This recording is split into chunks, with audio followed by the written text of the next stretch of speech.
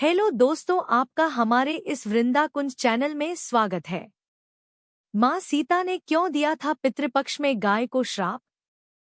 पितृपक्ष पूर्वजों को समर्पित 15 दिनों की पावन अवधि है। मान्यता है कि इस दौरान पूर्वज पृथ्वी पर आते हैं और सभी के कष्टों को दूर करते हैं। पितृपक्ष को लेकर कई सारी कथाएं प्रचलित हैं, जिनमें से आज हम देवी सीता के गाय को दिए गए श्राप के बारे में बताएंगे।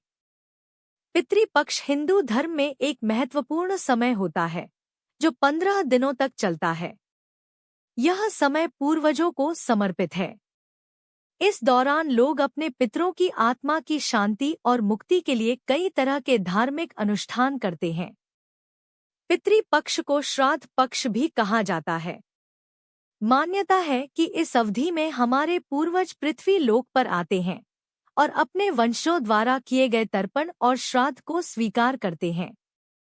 वहीं इस समय को लेकर एक पौराणिक कथा प्रचलित है, जिसमें मां सीता के गाय के श्राप के बारे में बताया गया है। श्राप के पीछे की कहानी। वाल्मीकि रामायण के अनुसार भगवान राम और लक्ष्मण राजा दशरथ के श्राद्ध के लिए आवश्यक सामग्री जुटाने बाहर गए थे। माता सीता श्राद्ध की रस्मों के लिए फल्गु नदी के किनारे बैठी थी। तभी उन्होंने महसूस किया कि राजा दशरथ की आत्मा उन्हें पुकार रही है और पिंडदान का समय भी निकला जा रहा है।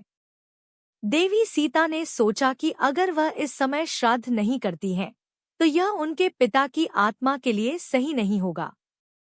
प्रभु श्रीराम और लक्ष्मण जी के लौटने का इंतजार करने की बजाय माता सीता ने वहीं पर मौजूद कुछ चीजों को इकट्ठा किया और अपने ससुर राजा दशरथ जी का श्राद्ध करने का निर्णय लिया। जब राम जी और लक्ष्मण जी लौटे, तो उन्होंने सीता माँ से पूछा कि क्या उन्होंने श्राद्ध किया। तब देवी ने हाँ कहा और उन्होंने गवाह के तौर पर 5 चीजों का नाम लिया।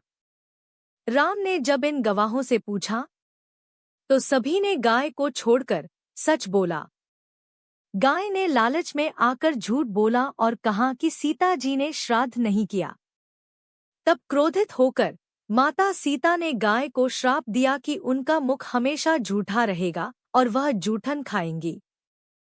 इसी कारण आज भी गाय का मुंह हमेशा नीचे की ओर रहता है और वे जूठन खाती है। वहीं वट वृक्ष, फल्गु नदी समेत अन्य साक्षियों को आज भी सम्मान दिया जाता है।